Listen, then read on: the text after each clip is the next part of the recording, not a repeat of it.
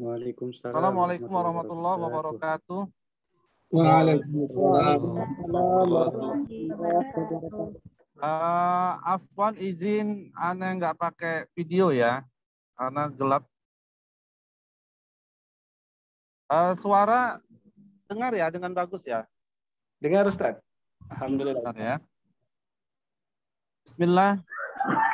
Alhamdulillah wassalatu wassalamu ala Rasulillah wa ala alihi wa ashabihi ajmain. Ikhwati fillah rahimakumullah.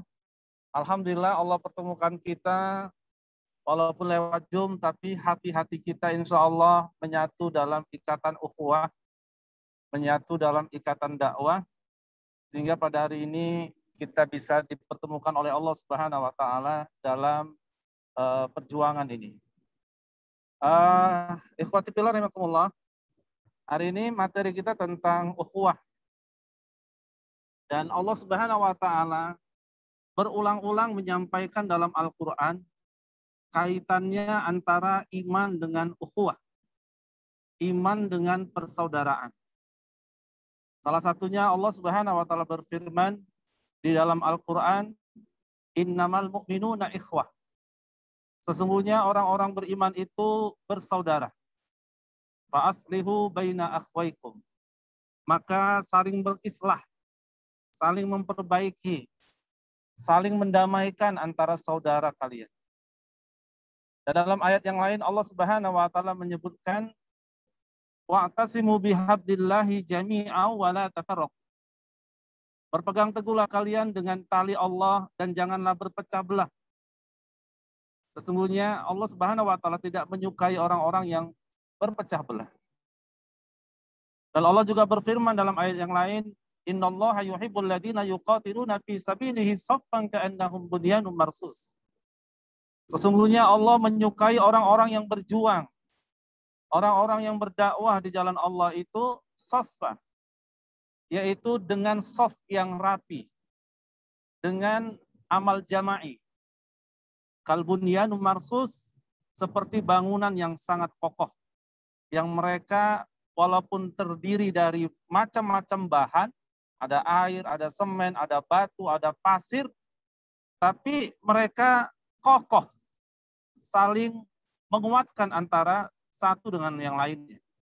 Allah mengumpamakan antara persaudaraan seperti bangunan yang sangat kokoh. Ayoul ikhwah, itulah yang harus kita lakukan dalam dakwah ini. Ya, tidak boleh kita menyakiti antara satu dengan yang lainnya. Tidak boleh menganggap diri kita lebih penting sehingga orang lain tidak penting. Diri kita lebih baik, orang lain tidak baik. Diri kita lebih soleh, orang lain tidak soleh. Diri kita lebih aktif, orang lain tidak aktif. Tidak boleh. Kita harus saling menguatkan antara satu dengan yang lain. Itu sebabnya Imam Hasan menyebutkan dalam risalah Ta'lim, yang dimaksud dengan ukhuwah, yaitu ikatan hati dan ruh, yang dia disokong oleh kekuatan akidah. Kekuatan akidah itu apa? Kekuatan bahwa semuanya kita diciptakan oleh Allah Subhanahu wa Ta'ala untuk saling melengkapi. Kita diciptakan oleh Allah Subhanahu wa Ta'ala saling menguatkan. Inna khalaqnakum min dzakari wa unsa wa ja'alnakum syu'uban wa qabaila lita'arafu. Allah Subhanahu wa Ta'ala menciptakan kita bersuku-suku, berbangsa-bangsa. Ada laki-laki, ada perempuan, ada suku Jawa, ada suku Batak, ada suku Dayak, ada suku Minang dan berbagai macam suku lita'arafu, agar kita saling mengenal, agar kita saling mengetahui bahwa semuanya kita ini bersaudara di atas ikatan akidah. Ayoul ikhwah rahimakumullah. Itu pula nanti yang Allah kumpulkan di surga Allah Subhanahu wa Ta'ala. Kita dikumpulkan di surga bukan karena kita satu darah, bukan karena kita satu organisasi, bukan karena kita satu parpol, bukan karena kita satu kantor, tapi kita dikumpulkan di surga karena ikatan akidah. Akhillau yauma idzin ba'duhum li ba'din aduwwun illal muttaqin. Orang-orang yang akrab, orang-orang yang dulunya di dunia itu sangat dekat antara satu dengan yang lainnya, maka mereka akan bermusuhan di akhirat. Mereka akan saling tuduh di akhirat. Dalam ayat yang lain Allah sebutkan mereka saling tuduh, gara-gara kau aku masuk neraka. Gara-gara kau aku berada di sini. Mereka saling tuduh. Illal muttaqin. Kecuali orang-orang yang bertakwa, mereka akan kumpul di surga Allah Subhanahu wa taala. Mudah-mudahan yang kumpul itu adalah kita semua. Amin ya rabbal alamin. Ayolah ikhwah rahimakumullah. Diceritakan di dalam memori Imam Hasan, catatan memori ataupun catatan dari kehidupan Imam Hasan. Bagaimana ikatan ukhuwah yang sangat kuat ini. Suatu saat ada seorang anggota UPA yang sering terlambat datang upah. Ya, kalau upah selalu terlambat datang, mentoring selalu terlambat datang. Sehingga pada waktu itu diperintahkanlah oleh murabbinya untuk meneliti kira-kira apa penyebab dia kok sering terlambat datang. Akhirnya ditemukan rupanya penyebab si ikhwah ini terlambat datang mentoring karena dia telah menjual sepedanya. Sehingga dia datang mentoring harus jalan kaki berkilo-kilometer. Sehingga dia sering terlambat. Dia menjual sepedanya karena dia pernah berjanji akan memberikan infak pada sebuah masjid. Dan dia tidak punya uang kecuali menjual sepedanya. Ketika informasi ini terjadi, dapat informasi ini, maka sang murabbi menggalang dana. Ya, kemudian dana itu terkumpul, diberikan sepeda baru. Ketika ditanya, antum kenapa sering datang terlambat? Dia mengatakan dengan berbagai macam alasan. Kemudian sang murabbi mengatakan, Anda tahu penyebabnya bahwa antum sudah menjual sepeda antum. Oleh karena itu, kami memberikan sepeda baru untuk antum. Dia terharu. Ternyata satu kawan mentoringnya itu memiliki sensitif hatinya terhadap saudaranya yang mengalami kekurangan. Itu sebabnya Imam Hasan menyebutkan ada 4 arkanul ukhuwah, rukun ukhuwah yang wajib ada untuk menguatkan ukhuwah. Yang pertama adalah ta'aruf. Yang pertama adalah saling mengenal antara satu saudara dengan saudara yang lain. Bukan hanya mengenal nama, tapi mengenal sifatnya, mengenal karakternya, mengenal apa yang dia benci dan apa yang dia suka. Sehingga kita tidak sembarang kemudian melakukan sesuatu kecuali kita mengenal karakter sahabat kita. Karakter saudara kita. Ada seorang ikhwah atau akhwat yang paling tidak suka kalau dia dicandain. Maka kita kemudian tahu diri. Tidak kemudian bercanda berlebihan kepada dia. Ada seorang ikhwah atau akhwat yang dia paling tidak bisa berada di depan publik, berdiri di depan orang. Maka kita juga tidak memberikan dia amanah, memberikan dia tugas untuk berada di depan publik. Karena itu menyiksa dia. Itu namanya ta'aruf, mengenal. Bahkan sebagian ikhwah kita sampai mengenal saudaranya, sampai mengenal, tahu berapa nomor sepatunya, berapa nomor sendalnya. Mohon maaf, bahkan tahu berapa nomor singletnya. Saya pernah ketika satu kos, ketika saya kuliah, sampai ikhwah di satu kos itu memberikan hadiah kepada saya, itu hadiahnya singlet. Wah, saya tanya, kenapa antum kasih aneh hadiah singlet? Karena anda lihat singlet antum udah bolong-bolong. Nah, ya. Sampai dia perhatian berapa nomor singlet saudaranya, apa yang terjadi pada saudaranya. Itu namanya ta'aruf. Yang kedua adalah tafahum. Saling memahami. Kita harus memahami saudara kita. bahwa tidak semua saudara kita itu bisa seperti kita. Ada mungkin kita di organisasi, di wajihah-wajihah, kepingin mereka itu aktif seperti kita. Padahal tidak semua orang punya bakat atau punya kekuatan atau punya semangat seperti kita. Maka kita harus paham, kita harus memahami saudara kita. Kita harus paham bahwa tidak semua orang itu bisa seperti kita.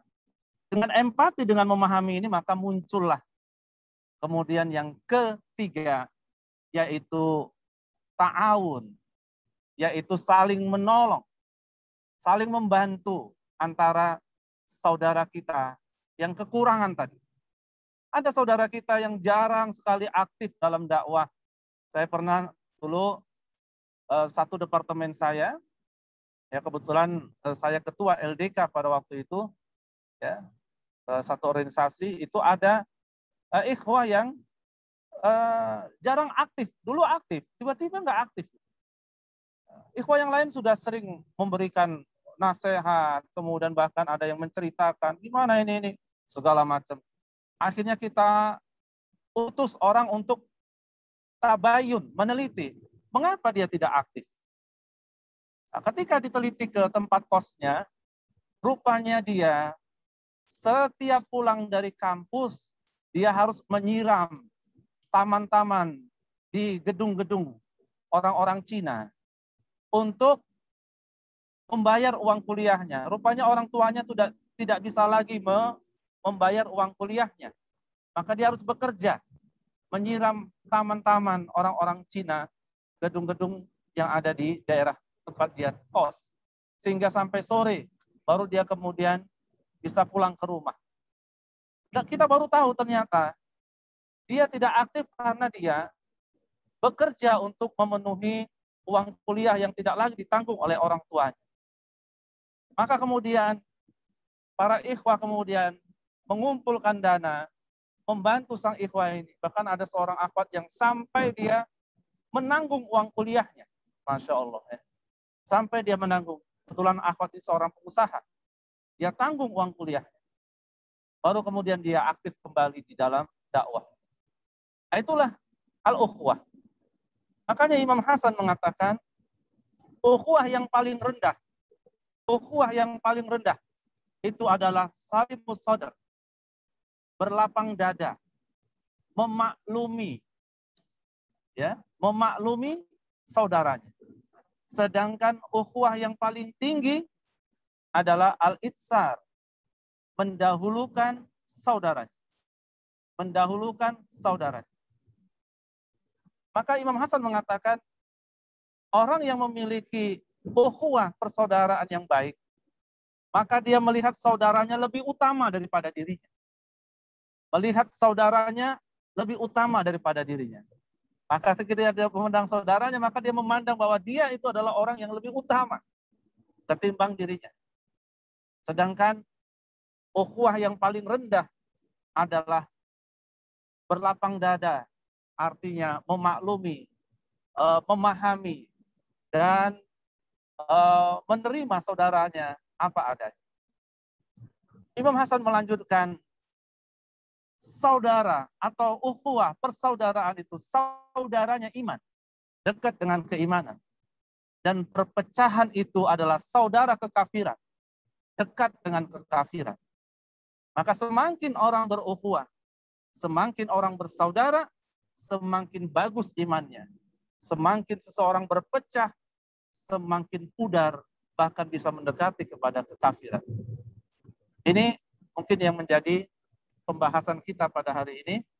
Mudah-mudahan ada manfaatnya dan Allah ikatkan hati kita dalam cinta kepada Allah Subhanahu wa taala sebagaimana kita berdoa, Allahumma innaka ta'lamu anna hadhil qulub qad istama'at ala mahabbatik wal taqat ala ta'atik wa tawahadat ala da'watik wa ta'ahadat ala nusrati syari'atik fawasik Allahumma rabitataha wa adim muddaha wahdiha subulaha wamla'ha binurika ladzi la yakhbu washrah suduraha bi faidil imani bik wa jamil tawakkuli alaik wa ahya bi ma'rifatik wa amitha ala syahadati fi sabilik innaka ni'mal maula wa ni'man nasir. Allahumma amin. Alhamdulillahirabbil alamin.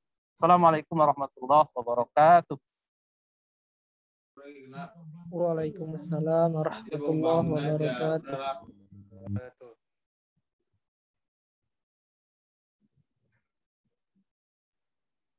Baik ya, jazakallah khair buat Ustadz ya, yang telah menyampaikan ilmunya, materinya yang sangat luar biasa untuk kita bagi yang mendengarkan dengan baik. Ya, alhamdulillah untuk itu setelah Ustadz menyampaikan ini membuka sesi ya sesi buat ikhwah semua ya, dipersilakan buat kawan-kawan mau bertanya seputar tentang ukhuwah ya, tentang ukhuwah Islamiyah, apalagi di saat masa-masa pandemi ya. Ya, dipersilahkan kita diskusi lebih banyak.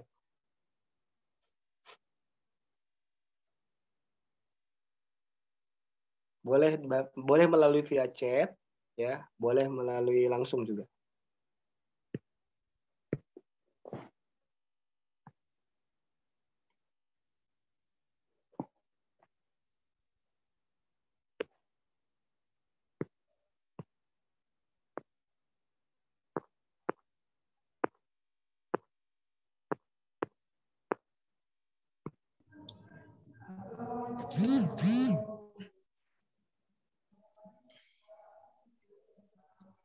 Bismillah, insya Allah. Nah, Ana mau bertanya.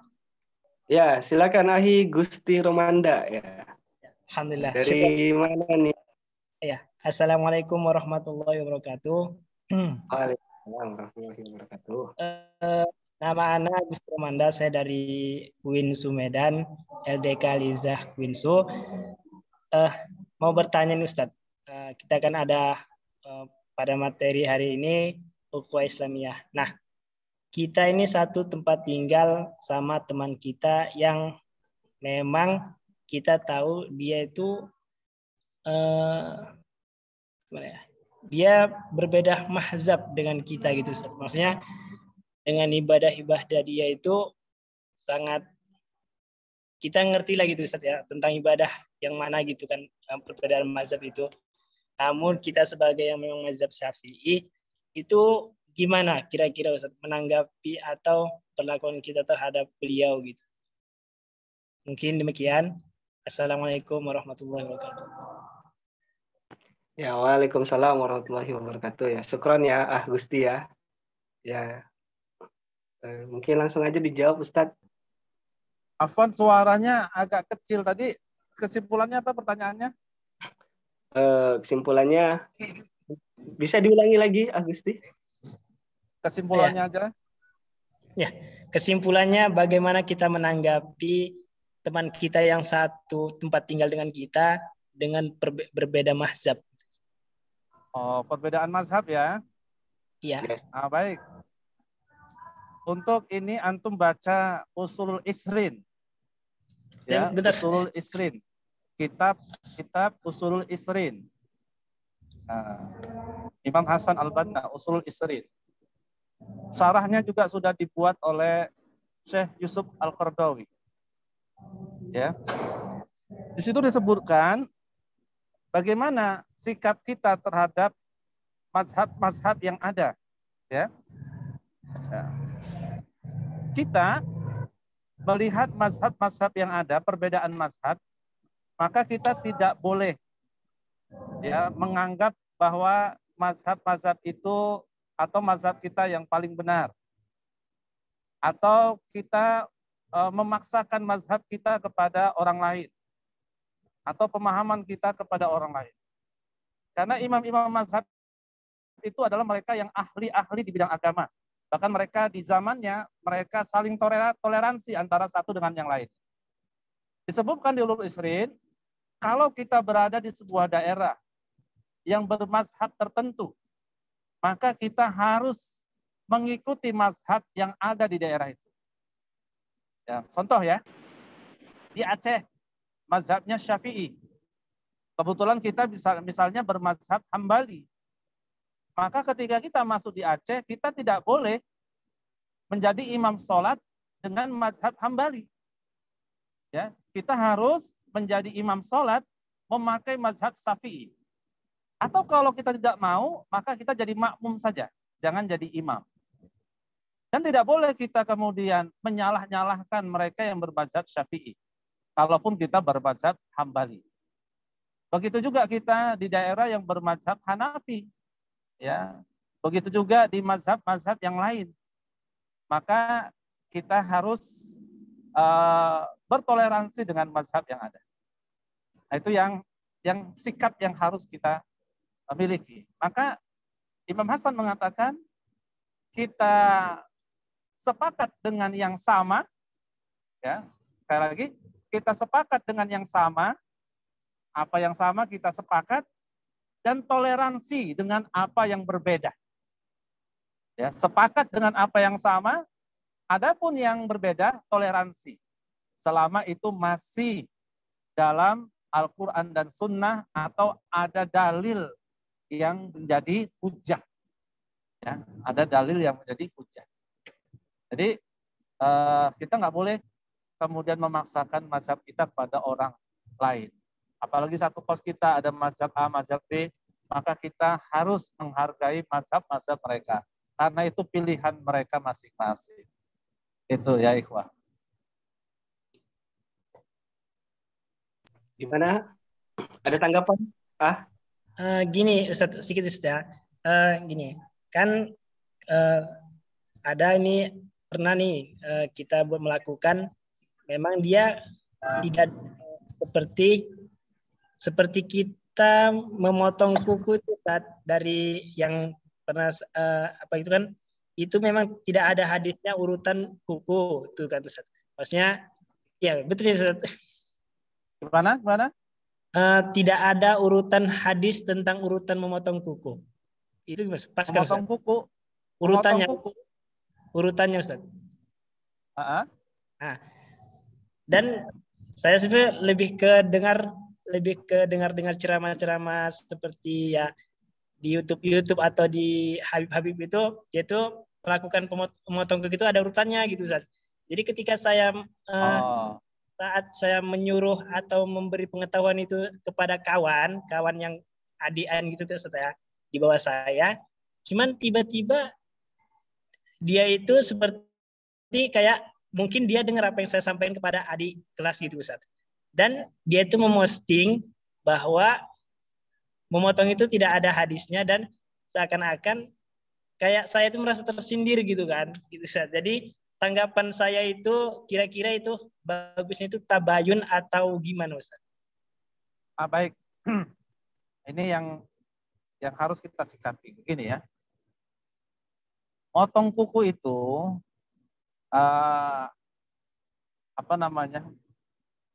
nggak kita potong pun kuku kita itu nggak berdosa. Ya itu satu ya. Artinya itu bagian daripada kebersihan yang tidak sampai menimbulkan dosa. Artinya kalau kita potong itu adalah kebaikan. Adapun masalah adab-adab ataupun cara memotong kuku, itu masing-masing ulama memberikan keterangan. Ya, mohon maaf, kalau kita lihat Indonesia ini bermazhab Syafi'i, mazhab Syafi'i itu kaya dengan adab, ya, kaya dengan adab. Sedangkan mazhab Hambali itu hanya peduli pada usul, ya. Itu bedanya ya, peduli pada usul. Makanya mazhab Syafi'i itu lebih hati-hati. Mazhab Syafi'i lebih hati-hati, banyak kehati-hatian, wara. Ya, makanya sampai memotong kuku, sampai yang lainnya itu kaya dengan adab. Ya. Oleh karena itu, jangan sampai problem masalah memotong kuku ini menjadi pembahasan yang tajam. Kalau antum menemukan ada orang yang memperdebatkan antara memotong kuku, pertama ucapkan salam, ya, assalamualaikum. Tidak usah dibahas, gitu ya. Tidak usah dibahas. Kenapa? Makin antum bahas, yang pertama tidak mendatangkan maslahat, yang kedua nggak ada habis-habisnya dibahas tentang memotong kuku. Sama seperti kunut nggak kunut.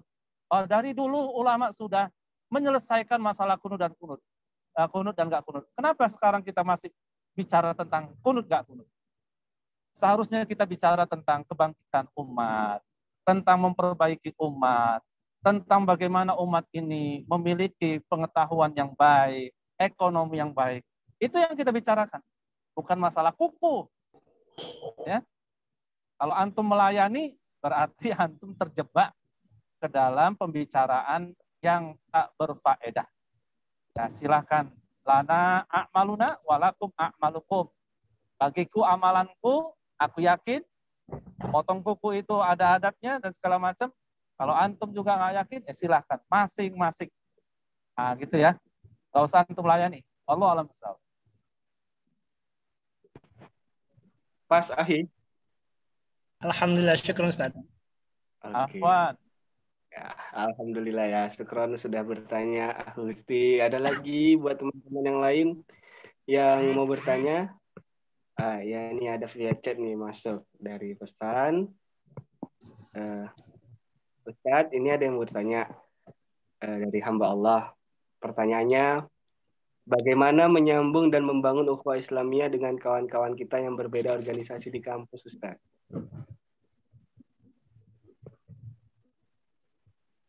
Dengar, Ustadz? Gimana pertanyaannya? Pertanyaannya, bagaimana menyambung dan membangun ukhuwah Islamiyah dengan kawan-kawan kita yang berbeda organisasi, Ustadz, di kampus? Oh, yang berbeda organisasi ya? Ya. Menyambungkan tali ukhuwah dengan yang berbeda organisasi gitu ya? Ya, Ustadz, benar. Itu ya. Itu pertanyaannya. Ukhuwah itu bukan satu organisasi ya. Nah, harus dipahami. Ukhuwah itu bukan satu organisasi. Ukhuwah itu bukan satu suku. Ukhuwah itu bukan satu kelompok. Tapi ukhuwah itu dalam naungan akidah. Ukhuwah itu dalam naungan akidah. Mau kelompok apa, organisasi apa, mau apapun dia, selama dia memiliki kekokohan akidah, maka dia bagian daripada ukhuwah al-Islamiyah. Ya, ukhuwah al-Islamiyah. Ya. Dia mau di wajihah apapun, dia adalah saudara kita. Ya. Mau di harokah apapun, dia adalah saudara kita. Nah, kita harus memandangnya begitu. Kita tidak bisa hidup di dunia ini hanya kelompok. Satu kelompok nggak bisa. Kita nggak bisa membangun negeri ini hanya satu organisasi, nggak bisa. Kita bisa membangun negeri ini, kita bisa membangun Indonesia, kita bisa membangun dunia. Kalau kita bersatu di antara semua organisasi dan semua kelompok, memiliki cita-cita yang sama, memiliki keinginan yang sama bersama untuk mewujudkan kesejahteraan, kemakmuran bangsa Indonesia misalnya, atau punya keinginan untuk bagaimana ajaran-ajaran ataupun apa yang Allah Subhanahu wa taala sampaikan itu kemudian terbumikan di mana kita berada. Jadi itu yang harus kita miliki. Saya sangat-sangat mengapresiasi kalau ada seorang ikhwah yang punya kenalan, kemudian akrab dengan berbagai macam organisasi. Relasinya banyak, merangkul semua organisasi. Di sini masuk, di sana masuk, dia berbaur, dia berada di tengah-tengah masyarakat. Makanya ada ungkapan Imam Hasan, berbaurlah kalian, tapi jangan melebur. Ya, berbaurlah kalian, tapi jangan melebur. Maksudnya apa? Bergaullah segala macam, tapi jangan terpengaruh dengan pergaulan yang tidak baik. Ya, nah itu. Allah alam bisawab. Oke, syukran Ustaz. Sudah pas ya. Tidak ada tanggapannya. Alhamdulillah sudah terjawab. Ada lagi kira-kira yang masih mau bertanya? Oh, ada nih dari Unimed. Dari Aldian Wijaya. Ustadz, Assalamualaikum warahmatullahi wabarakatuh. Dari Waalaikumsalam warahmatullahi wabarakatuh. Pertanyaannya, Sederhana saja, Ana bertanya terkait mentoring. Jadi saat ini kita ketahui terkendala akibat COVID-19. Ya, Ana posisi sekarang Gimana? Saat ini kan kondisi mentoring memiliki kendala karena pandemi, Ustadz. Nah, Iya. jadi posisinya sekarang ini lagi di daerah mau mengajak mentoring adik-adik di Fornusa. Tapi udah beberapa kali diajak untuk mentoring, merekanya diam. Tidak ada giroh semangat ikut mentoring, Ustadz. Ketika mau memulai mentoring kembali, bagaimana tips untuk meningkatkan ukhuwah agar semangat kembali mentoring di masa pandemi ini, Ustadz? Baik. Pertama, caranya jangan ngajak mentoring ya. Kalau ngajak mentoring terbayang mereka itu. Mentoring itu adalah ini ya. Nah, ngajak makan-makan. Nah, yuk kita makan yuk, gitu ya. Jangan yuk mentoring, jangan. Yuk kita ngumpul makan-makan bareng gitu. Karena manusia ini awalnya diciptakan oleh Allah untuk makan-makan. Ya. Coba perhatikan di dalam surah Al-Baqarah. Kata Allah Subhanahu wa taala, "Ya Adam uskun anta wa zaujukal jannah wa kula minha ragadan haitsu syi'tuma wa la taqrabu hadhihi syajarah fatakuna minaz zalimin." Wahai Adam, tinggallah engkau dengan istrimu di surga ini. Makan-makanlah engkau dengan istrimu. Jadi kita ini manusia pertama kali diciptakan kerjanya makan-makan. Makanya fitrah manusia kalau setiap diajak makan-makan itu langsung nyambung. Nggak percaya tes lah. Ya. Antum japri atau antum apa, telepon, "Assalamualaikum, apa kabar?" Gini. Yuk kumpul yuk makan-makan, jangan mentoring. Mentoring nggak minat orang. Tapi kalau makan-makan, Masya Allah, jam 8 janjinya, jam 7 udah kumpul itu. Nah, gitu ya. Takut kehabisan makanannya ya. Jadi sekali lagi jangan diajak mentoring, diajak makan-makan. Walaupun habis makan, ya mentoring juga, gitu ya. Habis makan mentoring juga. Cuman judulnya makan-makan. Antum juga kalau undang rapat, jangan "Assalamualaikum, yuk kita rapat." Jangan. "Assalamualaikum warahmatullahi wabarakatuh. Alhamdulillah hari ini ada syukuran, makan-makan," gitu ya. Habis kumpul baru, "Ayo kita rapat sekalian," gitu ya. Nah, itu yang datang rame, insya Allah. Yang datang rame. Tapi kalau antum undang rapat, ya yang datang ya penghuninya itu aja, ketua, sekretaris, bendahara ya. Nah, tapi kalau makan-makan, insya Allah orang pada ngumpul ya. Jadi itu ya, strateginya begitu. Insya Allah, we think terus, apa namanya, kesan pertama itu akan menentukan nasib berikutnya. Jadi kalau kesan pertamanya itu sudah bagus, ketemunya bagus, besoknya kita tinggal bilang, pekan berikutnya kita makan-makan di mana nih? Nah, gitu ya. Jadi jangan pekan berikutnya mentoring di mana nih? Jangan. Makan-makan di mana? Saya kebetulan punya mentoring juga ya dulu.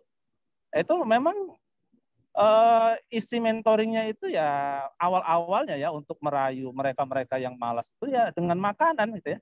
Dengan makanan.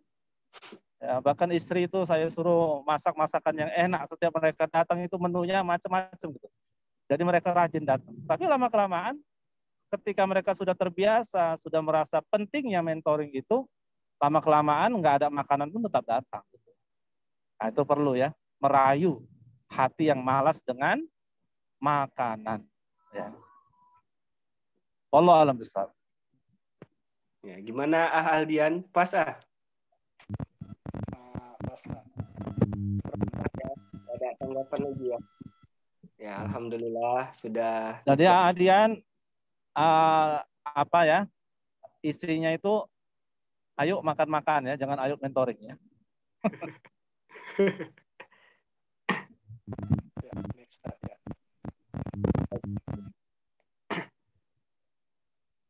Ya, syukran ya Aldian ya.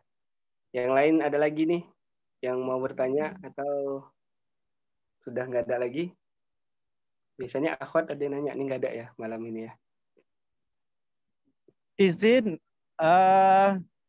Anda nggak bisa lama-lama ya. Oh iya Ustadz, oke. izin ya. Nanti kalau ada pertanyaan atau apa, silakan ngubungin ke WA Ana juga bisa, ke Instagram juga bisa, Instagram Rudiawan Sitorus, DM boleh, atau ke 0812 60 36 90 85. Nanti silakan kita diskusi-diskusi ya. Insya Oke, Allah. baik. Jazakumullah khairan katsira. Terima kasih. Semangat semuanya. Terus walaupun pandemi tetap semangat. Insya Allah nanti Allah Subhanahu Wa Taala selesaikan pandemi ini, kita sama-sama nanti bergerak berdakwah. Amin, amin. Assalamualaikum warahmatullahi wabarakatuh. Waalaikumsalam warahmatullahi wabarakatuh. Jazakallah khair atas kesempatannya. Oke, wafillah rahimakumullah. Alhamdulillah ya, telah kita dengarkan materi yang sangat luar biasa dari Ustadz Rudiawan Sitorus ya, dan insya Allah menambah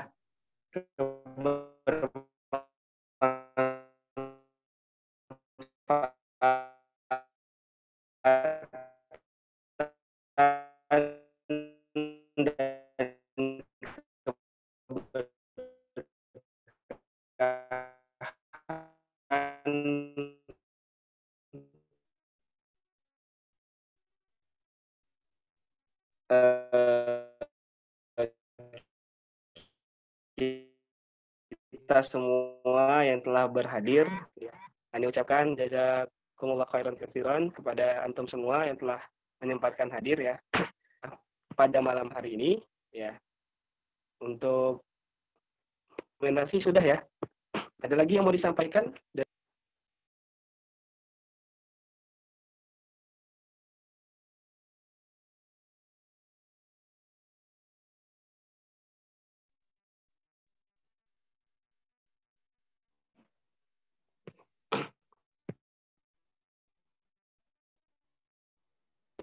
Dan doa kafaratul majelis subhanallah dan doa bersama oleh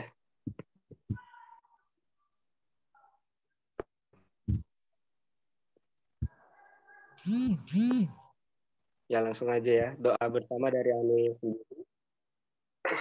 Sebelum berdoa marilah kita beristighfar terlebih dahulu. Astagfirullahaladzim, astagfirullahaladzim, astagfirullahaladzim. Na'udzubillahi minasy Alhamdulillahirabbil alamin. Wassalatu wassalamu ala asrofil anbiya'i wal mursalin wa ala alihi wa sahbihi ajmain. Allahumma sholli ala Muhammad wa ala ali Muhammad kama shallaita ala Ibrahim wa ala ali Ibrahim fil alamin innaka Hamidum Majid.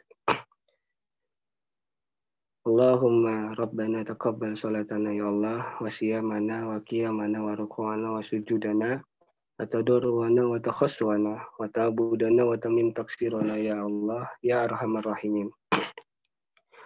Allahumma innaka ta'lamu anna hadhil qulub qad ijtamat ala mahabbatik wal taqat ala ta'atik wa tawahadat ala da'watik wa ta'ahadat ala nusrati syariatik wa wathikillahumma rabitataha wa dimuddaha wahdiha subulaha wa amlaha binurikal ladzi yakhbu washrah suduraha bifaidil imani bik wa jamili tawakkuli alaik wa hiya bima'rifatik wa bisala syahadati fi sabilik innaka ni'mal maula wa ni'man nasir. Wassallallahu ala Muhammadin wa ala alihi wa sahbihi ajmain. Rabbana atina fid dunya hasanah wa fil akhirati hasanah wa qina adzabannar. Wassallallahu ala Muhammadin wa ala alihi wa sahbihi wasallim. Subhana rabbika rabbil izzati amma yasifun. Wassalamun alal mursalin. Walhamdulillahi rabbil alamin.